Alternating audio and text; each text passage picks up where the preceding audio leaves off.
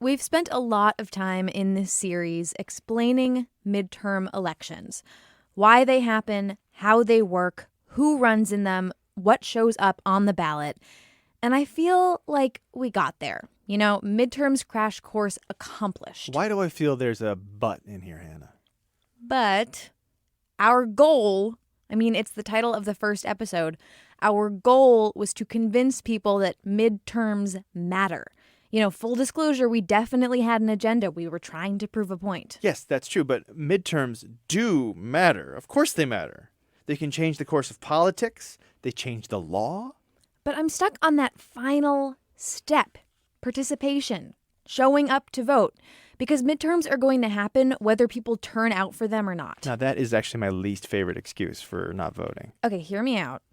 We started with the goal of proving the power, right? The worth of this election.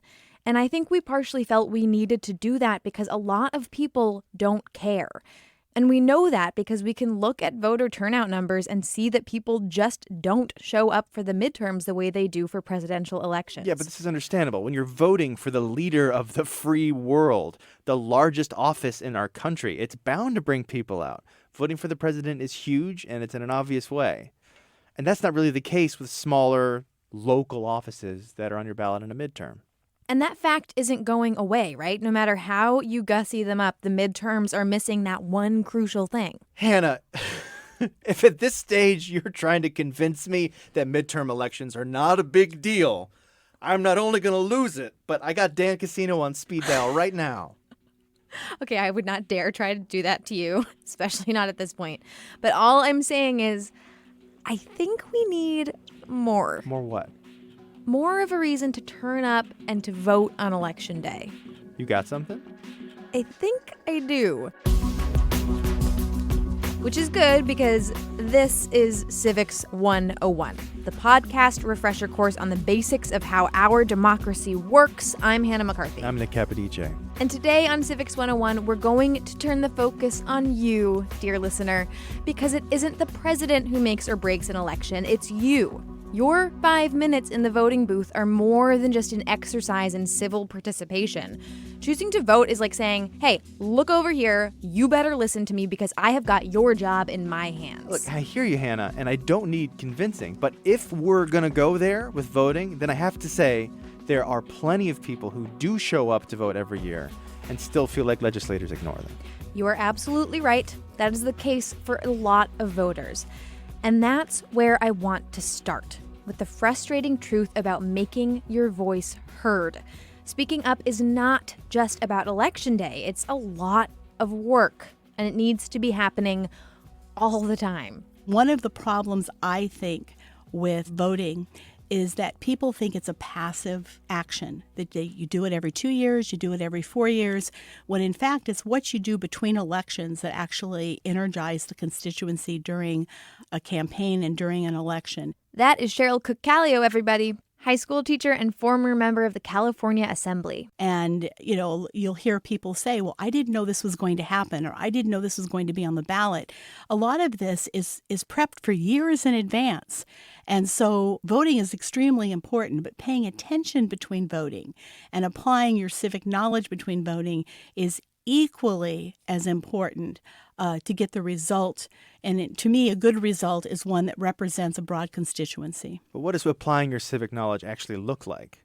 I feel we always hear, you got to get involved, but, give me the instruction manual. It means a lot of things. But why don't we start with the obvious, knowing what you're voting for? Because let's be honest, we've all likely encountered an office on the ballot on Election Day that we didn't even know was up for election, or maybe we didn't even know what that office was. Oh, you're going to make me sick because I've seen that so many times, literally. Or worse yet, who's running, right? Who's running? All right, we hear stuff along these lines pretty often, right? Stay informed, do the research, don't complain if you don't vote, and maybe don't complain if you vote without doing your homework first. And that advice can start to turn into white noise. But Cheryl cares about this. And to be honest, so do I, because you are definitely, not maybe, Nick, definitely electing people and voting on ballot measures that will change your life. Let me jump in here because, look, I know it's not super easy to figure out who and what you're voting for. And I guess, is this what you mean by the work?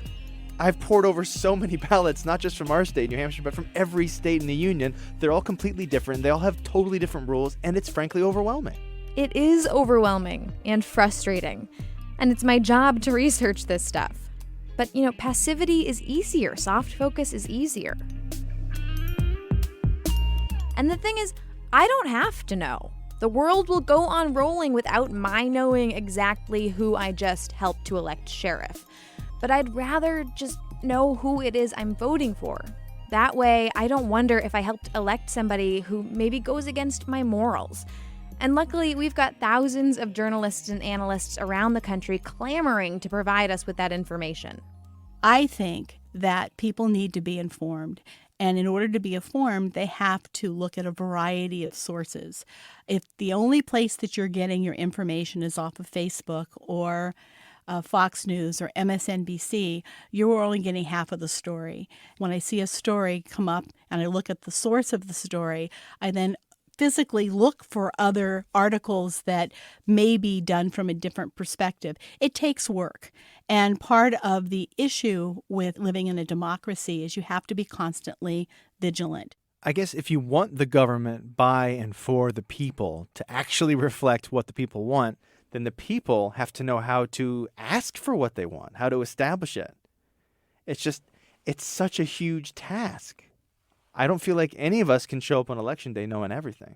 I think that's completely true. And as Cheryl sees it, you don't have to be an expert in your options. It's important to recognize that you can't know everything.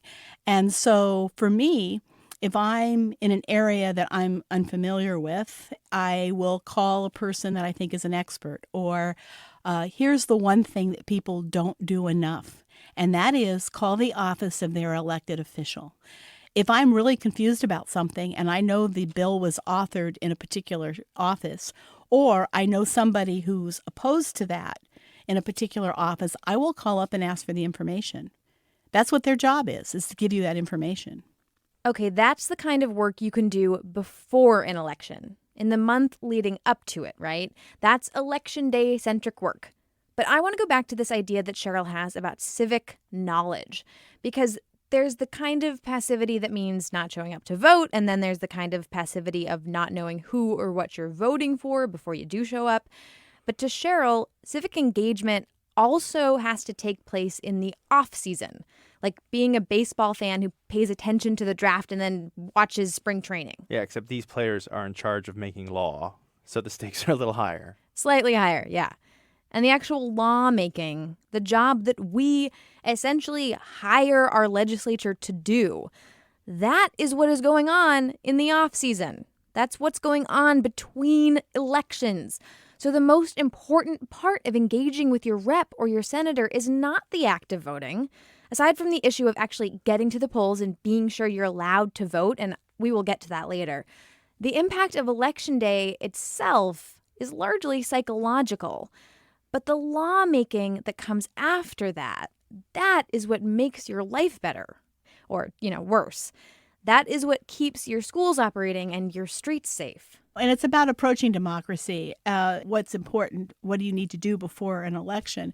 What we're talking about is exactly what illustrates the importance of paying attention between elections, that it really isn't about just sitting around and twiddling your thumbs. I had a student had once that said to me, I don't care about this government stuff, which of course caused me to have, I was hyperventilating. And he said, when is it ever going to make a difference to me? And I sat there a second and I said, right now, probably nothing. I said, but the minute that you want to walk your daughter to school and you recognize that there needs to be a stop sign at the corner, it'll become very important to you.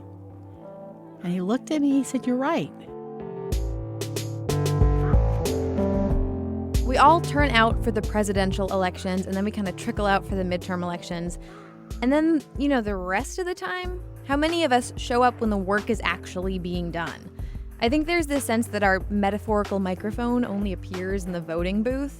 and then that the rest of the time we have to sit around and watch things happening to us or at us.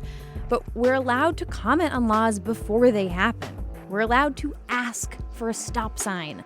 And the people who can make that stop sign happen and can make you or your kids safe are often the very people up for election or re-election during the midterms. Something that's really easy for me to forget is that you can go online and look up your senator or your state rep or your governor's number, and you can just give them a call. You can ask them questions about what's going on in your city. You can tell them that you need that stop sign at the end of your road, or tell them you're opposed to a bill, or let them know about a problem at your school. Decisions are made by people who show up. And if you only show up on election day, then you're not doing your due diligence, and you're likely to be somewhat disconcerted over the outcome, at least in some areas. One of the only obstacles I can foresee for this is it's a matter of numbers. So what if I'm the only one who wants that stop sign? Or what if my state representative or legislature just doesn't seem to care? I mean, that's definitely something that happens. But it all comes back to voting. If you turn out to the polls and people who share your beliefs turn out alongside you, then you've established that broad constituency that Cheryl was talking about earlier. For example, let's say you're a 47-year-old Wisconsinite who loves the color green and loves swing sets and believes in unionized playground companies. You want the playground union to build a green swing set in every city in the state. I feel very passionately about this. You do! And a lot of people around your age feel the exact same way. Okay, so we're going to be golden, right? If we all want these union-built Kelly Green swing sets, we're going to get them, right? But let's say only a handful of people in your swing set devoted demographic actually vote. Okay, that's not great. No, it's not great. Because the thing is, it doesn't really matter if you all feverishly desire to see union-built green swing sets dotting the Wisconsin landscape if you don't vote. Your legislators pay attention to those who show up to the polls. If your demographic does not, why should they pay attention to what you want in the meantime? That's pretty dark. That's politics, my friend. Right now, if young people would vote, if we got the vast majority of students that are 18 years old voting, in California, they could change how we charge for college education. You would all of a sudden have a group of legislators that would be paying, very close attention to this demographic. It's because they don't vote that some of these things are passed. That's crazy. I mean, we don't usually talk about legislation in terms of voter turnout. The idea is that your person either wins or loses and they go about their business of working for you or not. But it sounds like, and tell me if I've got this right, if your demographic turns out in full force, then your demographic's going to get more attention than other demographics, even if you both voted for the same person. Exactly. It's just like Cheryl says. The people who candidates pay attention to are the people who vote in large numbers. So white people vote more than people of color. Older people vote more than younger people. Rich people vote more than poor people. And by the way, as we've mentioned in a couple of different episodes, whiter, older, richer tends to also describe the demographic of the people we actually get to vote for. But on the subject of who is turning out to vote, our country, by and large, makes it way easier for that white, wealthy, older demographic to vote. Which brings me to my next point. The point Cheryl made about college-aged voters not turning out. You cannot boil that down to young people being lazy or something. So, you're in your parents' home, you're going off to college, you change residences how many times while you're in college for 4 years or in training or wherever else you go to become an adult. You forget to register. And then you can't decide. Are you going to vote in the city that you're going to college in, or are you going to vote in the town that you came from? You have to make that decision. In some states, they make it very difficult for people to vote by mail. So if you are going to college in, North Carolina specifically had a rule about this or a law about this not too long ago, that they didn't want students voting in the college cities that they live in, but you're not going to drive home to vote on a Tuesday. So you were basically taking away their right to vote unless you allowed them to vote absentee. I mean, they've changed that law now, but it is a way to suppress voter participation by making it difficult to register and making it difficult to change your registration. Now, I do want to say the people who work on tightening voter registration access say they're doing it to prevent voter fraud. But the de facto result of this is that there are laws all over the country that make it tricky for college kids to vote, for people of color to vote, for lower income people to vote, for trans people to vote. The voter ID requirements can be very burdensome to poor individuals, to people of color, to the elderly who don't often have the ability to update ID records or pay the fees that the state requires to have photo IDs, for example. This is Edgar Saldivar. He's a senior staff attorney at the ACLU in Texas. And Edgar makes clear that although these laws do not explicitly block minorities from voting, they do in some cases make it more difficult. There are numerous ways that state legislatures have made it burdensome, difficult, or sometimes impossible to cast a ballot for individuals who are eligible to vote. And rather than expanding access to the ballot, what we've seen is a trend to make voting much harder rather than easier. And it's not just registration that poses a problem. A polling place can be moved at the last minute, or maybe you show up and you find your name has been purged from the voter roll. Right. So a voter roll essentially is a book listing all the persons that are registered to vote in a particular precinct. Now, Edgar says that there are a lot of ways a person's name might be purged from the rolls in a city or state. Maybe you've moved, or you've been incarcerated, or become mentally incapacitated. All of these, he says, are lawful reasons to purge someone from the voter roll. However, I've read tons of articles, specifically in the last 10 years, about people who are definitely eligible to vote, and they show up and they're told, no, sorry, you're not on the list. Yeah, that does happen. Some states have taken sort of overly aggressive efforts to purge voters, and oftentimes voters who are eligible to vote, or there may be sort of some kind of administrative mistake that causes it, but when they go vote, they realize that they're not on the voter rolls. So it sounds like you got to have your rights down pat before you even go to your voting station. That's exactly it. Edgar says that if you are eligible to vote, meaning you're a U.S. citizen, you'll be 18 on the day of the election, you're a resident of the state, county, and district where you are casting your ballot, and you are not in prison or on parole for a felony conviction, then it is your constitutional right to vote. But what if your attempt is thwarted? What if you know that you're eligible to vote, you've waited in line for a few hours, you show up and they say, buzz off, buddy, you're not on the voter rolls? Okay, first and foremost, what you have to do is ask for a provisional ballot and a receipt. If you ask for this provisional ballot, it is required by law that they give it to you. And then after the fact, they will assess on a case-by-case basis whether or not your vote is valid. And then if you have any other problems, because things do crop up, you can call this number. It's 866-OUR-VOTE. So that's 866-687-8683. They're a nonpartisan election protection coalition. They're national. They'll know what to do. But let me just give you a specific example, right? So a lot of trans rights groups are trying to look out for people who might be denied at the polls. The ACLU of New Hampshire, for instance, has put together a fact sheet explaining that, yes, if you have changed your name, you need to re-register under that name. However, if, for example, your ID appears to show someone of a different gender, you cannot be denied the right to vote. All right, come prepared. Maybe even write these things down before you go, just to be on the safe side. But still, I can totally see myself being intimidated by the prospect of being denied a ballot, even if I know my rights. Yeah, in a case like that, it can be worth a quick internet search to figure out if there's an election day carpool program near you that can offer support. In Tennessee, for example, there's even a rideshare app for the LGBTQ community in Chattanooga. It helps people get to the polls. And you know what, Nick? If all else fails, you can always call your attorney general and verify your right to vote. And you can do that right at the polling place. Can I check in for a minute here? Sure. So we started this episode with you saying you're going to give people just one more reason to turn out on Election Day for midterms. And you've given us a couple and some how-tos. Okay, good. That is what I was going for. But I think there's one big thing missing, actually. Oy. People who can't vote yet. Young people.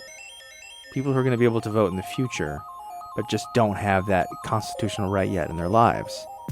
So many of the laws that we make in this country have to do with those people, but they don't get a say. Or do they? Do they? Is this a trick?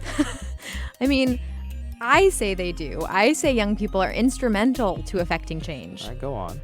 Okay, point number 1, and please bear with me on this one. Young people are the future. Oh, Hannah. Is everybody rolling their eyes out there? But it's true. So I think it's important for young people to realize that they have a lot of power and they're actually exercising it. This is Peter Levine. He's the academic dean at the Tufts University Tisch College of Civic Life. They're a very big voting bloc. They are going to run the country, whatever happens in 15, 20, 25 years. So the skills that they learn now for running the country are really important, whatever happens. The way that they vote does determine the outcome of elections, even if they don't vote at the numbers they should. So they do swing elections. So they are actually exercising power. So don't buy the hype that they're just disengaged.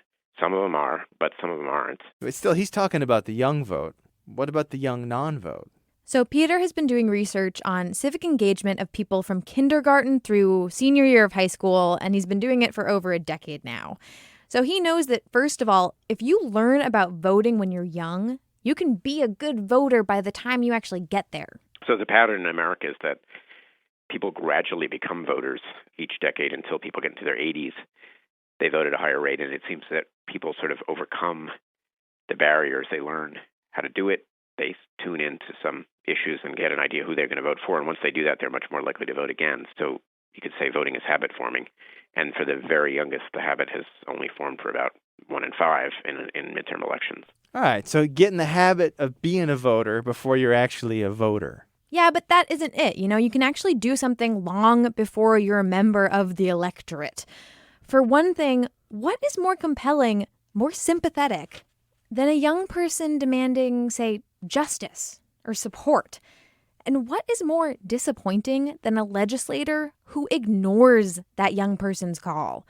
Not to get all cynical about this, but, you know, it's good PR to pay attention to young people. So even if you don't have the vote, you can work in other domains. But then the other thing is you can influence older people to have the vote. So certainly the Parkland students are demonstrating that you can have a big influence on voters, even if you're too young to vote yourself. And what about this idea that Cheryl Cook-Kallio talked about, that civic engagement is about what happens between the elections? Like swaying legislators is less about voting day than it is about how you get at them when things are in session. Is there a way for underage people to get their say? This is one major thing that Peter kept coming back to. Civics is not limited to government, and exercising your voice isn't limited to being of voter age. So you can change the world in lots of ways, and that opens up a whole range of things you can do. One thing is they're in other institutions and communities apart from the government, the ones that the government runs. They're in a school, they're in a neighborhood, they might be in a religious congregation, they're in a family, and all of those institutions can be changed. So you can, if you can't change the law through voting, you might be able to change your school's policies through talking to the administration of the schools. So those things that aren't quite law, like let's say you're suspended for something that you think is unjust, you can go to the mattresses over something like that. You can disagree with policy and you can make people listen to you about it long before you get to actually vote for anything. Yeah, and you can work for politicians too. You can volunteer, you can show up at rallies, offer feedback.